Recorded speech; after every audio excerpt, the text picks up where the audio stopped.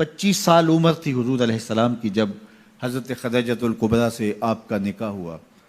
40 سال کی عمر میں حضور پر پہلی وحی کا نزول ہوا۔ 15 برس کا ایک عرصہ حضرت خدیجۃ الکبریٰ رضی اللہ تعالیٰ عنہا حضور کے ساتھ بسر کر چکی تھی۔ تو وحی کا نزول کوئی معمولی بات نہیں ہے۔ قرآن نے کہا کہ اگر یہ قرآن ہم پہاڑوں پہ نازل کرتے خشیت الہی سے وہ بھی ریزہ ریزہ ہو جاتے۔ یہ قرآن ہے اور یہ حضور کے قلب اطہر پہ نازل ہوا۔ اس کی کیفیات حضور نے محسوس کی تو واپس آئے تو فرمایا زملونی یا خدیجہ، مجھے چادر دو، میں سردی محسوس کر رہا ہوں۔ تو حضرت خدیجۃ الکبریٰ نے چادر اڑا دی۔ تو آقا کریم نے جو کیفیات گزری تھیں، جو حالات تھے، وہ اپنی زوجہ محترمہ کے سامنے رکھے کہ اس وقت میری پوزیشن، میری صورتحال یہ ہے۔ تو حضرت خدیجۃ الکبریٰ نے اس وقت تسلی دیتے ہوئے حضور علیہ السلام کو جو جملے کہے، ان جملوں پہ غور کیجیے۔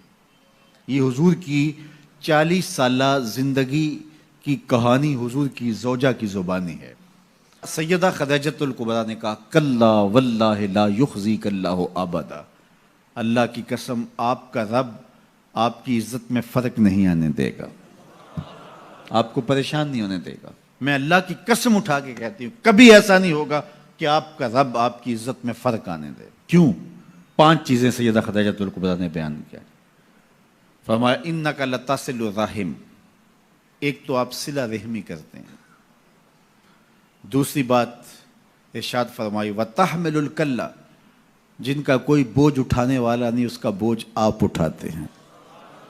تیسری بات وتکسب المعدوم، اور جن کا کوئی کمانے والا نہیں ہے اس کے کفیل آپ ہیں۔ وتقری الضیف، اور لوگوں کی مہمان نوازی کرتے ہیں۔ اور 5ویں چیز وتعین علی نوائب الحق، راہ حق کے اندر مصیبت زدہ لوگوں کو جو تکلیفیں پہنچتی ہیں آپ ان کے ساتھ کھڑے ہوتے ہیں، ان کی مدد کرتے ہیں۔ تو یہ 5 وصف حضور کے گنوائے اعلان نبوت سے قبل جو حضور کی زندگی ہے۔ تو اب اس زندگی کا آپ عکس دیکھ سکتے ہیں، یہ آئینہ ہے جو سامنے رکھا حضرت خدیجۃ الکبریٰ رضی اللہ تعالیٰ عنہا نے۔ 5 چیزیں، انک لتصل الرحم، آپ صلہ رحمی کرتے ہیں۔ رشتہ داروں کے رویے تلخ کیوں نہ ہوں لیکن آپ کا رویہ خوبصورت ہوتا ہے۔ ابو لہب نے کیا کچھ نہیں کیا ہے، رشتے میں سکا چچا لگتا تھا، جو اذیتیں پہنچائی، جو تکلیفیں دی، تو حضور علیہ السلام میں بطور رشتہ داری اس کو کوئی ایسی بات نہیں کی۔ اس کے کفر کی وجہ سے اس کے اوپر وہ بال پڑا، وہ ایک امر آخر۔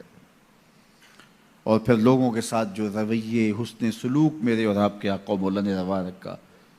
قریش نے جو حضور کے خاندان کے لوگ تھے کیا سلوک کیا، لیکن فتح مکہ کے بعد جب حضور پلٹ کے آئے تو آقا کریم علیہ السلام جس فاتحانہ شان سے داخل ہوئے تو ان کو یہ تھا کہ ہمیں قتل کر دیا جائے گا۔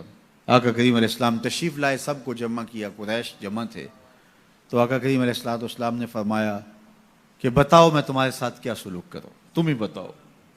انہوں نے کیا جواب دیا؟ آپ کریم ہیں، کریم باپ کے بیٹے ہیں، اور ہم کریم باپ کے کریم بیٹے سے خیر کی توقع رکھتے ہیں۔ اور ان کو یہ تھا کہ بس اتنی سہولت مل جائے کہ ہمیں قتل نہ کیا جائے اور ہمیں چاہے شہر سے نکال دیا جائے، اور اس کے لیے وہ تیار تھے۔ تو اس لیے انہوں نے کہا آپ کریم ہیں، کریم باپ کے بیٹے ہیں۔ تو حضور علیہ السلام نے فرمایا اذهبوا انتم الطلقاء لا تثریب علیکم اليوم، جاؤ چلے جاؤ، آج تم سے میں وہی کہوں گا جو میرے بھائی یوسف نے اپنے بھائیوں سے کہا تھا۔ تو ان کی آنکھیں کھلی کی کھلی رہ گئیں، کیا یہ منظر ہونے والا تھا؟